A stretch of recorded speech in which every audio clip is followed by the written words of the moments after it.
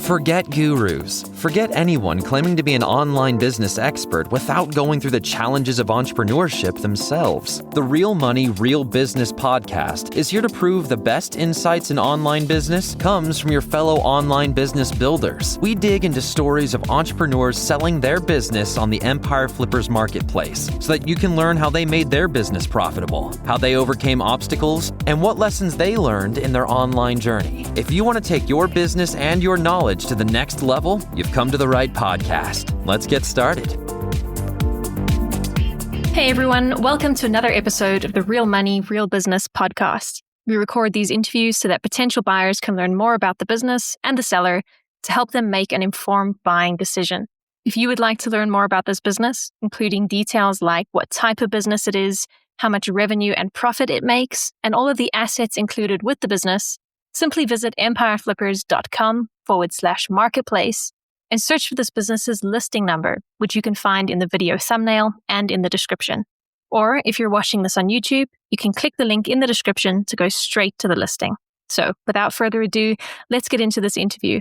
First up, let's learn a little bit about you. Can you tell us about your background in building and running online businesses? Hi, I'm the founder of this business. I started working with US military communities in the early 2000s, supplying practical items that were hard to source locally. Over time, this experience led me to the Buell private label e-commerce business focused mainly on display cases, home goods, and similar products. Today, the business operates primarily on Amazon with additional sales through other marketplaces.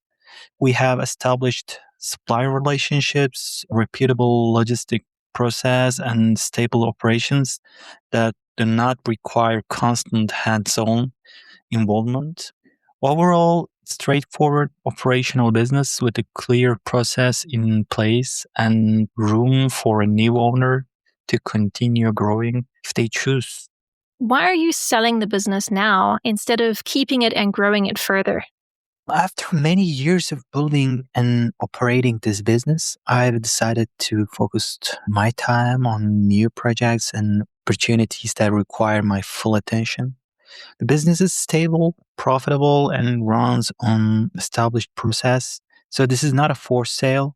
I believe it's set a stage where a new owner can take over smoothly and continue growing it. My goal is to transition into someone who can dedicate the time and scale it further while I shift my focus to other ventures. Can you describe the amount and the type of work that you do on this business to maintain it? I mainly focus on purchasing and inventory management to ensure stock levels remain healthy and operations run smoothly. At the warehouse, I have an employee who handles the physical workload, including preparation and shipping. I also worked with the brand manager who supported areas such as advertising, creative assets, and overall brand development. That said, like any business, it requires consistent oversight with a structured workflow already in place. A buyer can comfortably manage the operation within a standard full-time schedule, I suppose. So if you were to keep this business, what are some of the ways you would try to grow it? If I were to continue operating the business, my primary focus would be expanding the product range and further improving quality. We already have a customer base that recognizes the brand, so building on that trust with better products would be a logical path. Amazon is highly competitive, so rather than entering aggressive price-driven battles, I would prioritize sustainable growth. One consistent observation has been that when demand is stable or increasing, even modest improvement in the product quality or customer experience tend to generate a quick and measurable response. So for that reason, I would continue investing in product enhancement, packing, and overall customer journey. I would also place greater emphasis on diversifying sales channels in addition to Amazon. Platforms such as Walmart, Wayfair, and Etsy have shown positive results for us. Expanding those channels would help create a more balanced revenue structure and reduce reliance on a single marketplace. Right. And what would you say are the biggest risks with this business that buyers should be aware of? So one of the main risks is being heavily tied to a single marketplace. Amazon is a very strong platform and policy or fee changes can affect sellers, so it's important to stay adaptable. Competition is another factor. Many overseas manufacturers, China, and large sellers compete aggressively on price, which means you have to focus on product quality, differentiation, and customer experience rather than trying to win price wars.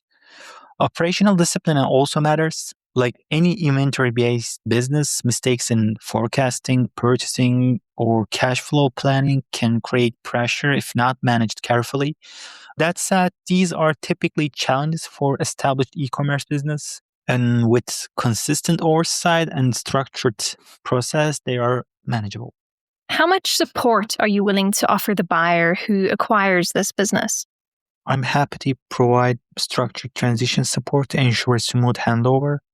This would include sharing my operational experience, advising on how the business is currently run, and guiding the buyer on purchasing, inventory planning, supplier communication, and marketplace management. I can also recommend trusted outsource resource for areas such as creative production, advertising, and operational support if needed.